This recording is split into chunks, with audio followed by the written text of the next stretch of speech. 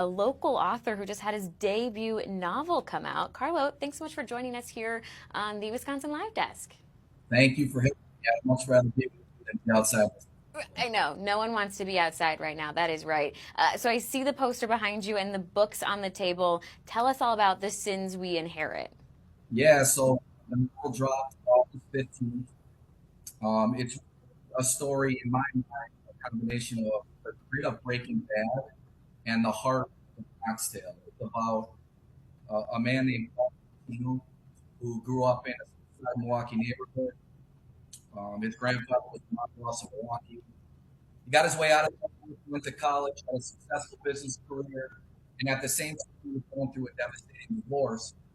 His patriarch grandfather passes away, and he gets brought back into the life. It's also a story about him trying to repair his relationship with his daughter. Um, the other thing that I think is important, Milwaukee is really the central character in the novel. There's a lot of about the city. It's the city that I love in, and it'll um, viewers that are wire. That story feels like it belongs in both. That's all the city there it is. City of one. Carlo, we're having just a little bit of a struggle hearing you. So if you're able at all to move maybe slightly closer to the camera, we'll see if we can hear you because I want to hear about this book. But I know Yeah. you mentioned Milwaukee's kind of a central character as well. Why was it important for you to set it here in Milwaukee? Well, I was born and raised in Milwaukee, so the Emanuel family. There's roughly 300 of us in the city, and it's a really important part of my background. And it's a city that I've never left. I've had the opportunity in my business career to relocate many times, and I just love the city and all the different from the south side all the way to Pleasantville, county where I live. Yeah, and this book, I mean, has already won some awards. What has the reception been like since coming out, which I have to imagine as an author is all you can ever dream of? Well, first off, to be painfully clear, it's been really humbling, and it's really hard to humble me. Mm. So I've been thrilled with the reception. So, the Goodreads, there's many of them. It's average about 4.8, 4.9.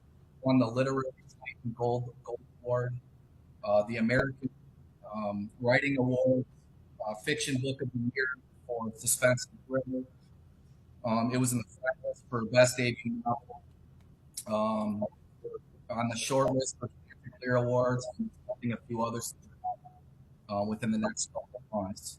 Plus, the sales in the top 1% for fictional crime award. So, as a independent author, without a major publishing backing, I'm just thrilled with the reception and how it's gone this year. All right, so when you're seeing that much success with your debut novel, you know the next question has to be what's next? Yeah, so it is a planned trilogy. So I've already did book two.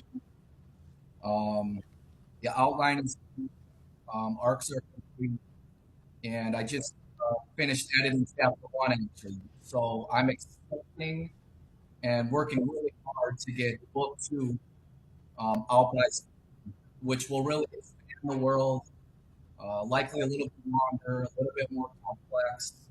But given the reception of book one, I'm really excited to expand and share the story. Yeah. Okay. So book two, book three on their way. Always good news for the readers. What do you hope the reader takes away when they sit down and they read your book? Well, really, the biggest thing that I want, this is a soap opera. I want it to feel like a gritty, real story. The second thing is the main character, Constantino, has a lot of meat in Hmm. it. And this whole process started with me just journaling about my life, things I'm proud of, the mistakes that I've made. And I was really writing it when I was in a position of anxiety and heartbreak, and it turned into a creative outlet.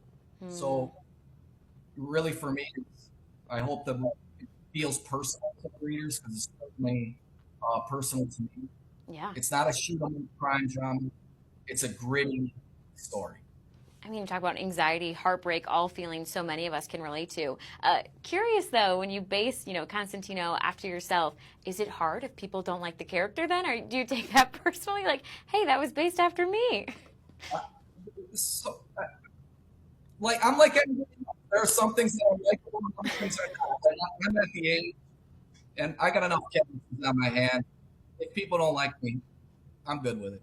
That's right. That's right. That's a good attitude to have. I mean, especially when your book is doing so well there. Uh, so exciting to have you here on the Wisconsin Live Desk. I mean, how do we find your book, Carlo? I guess that's an important question.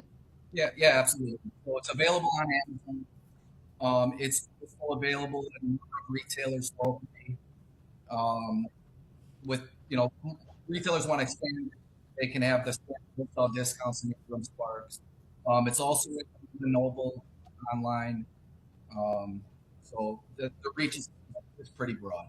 Awesome. Yeah, lots of places to go and grab it. And I think it's a great weekend to stay in and read. So, The Sins We Inherit, we'll have to grab that one. Carlo, thanks so much for joining us here on the Wisconsin Live Desk. Yeah, thank you. I hope you guys can be okay. Sorry for the initial audio issue. And a happy Thanksgiving, Carlo. Yeah, same to you. Thank you. Kind of so fun there to talk to a local author whose book kind of takes place in Milwaukee. Whenever I've read books that, mention the town that I live in or the town I grew up in, I just feel like I'm even more connected to that book and those characters, which is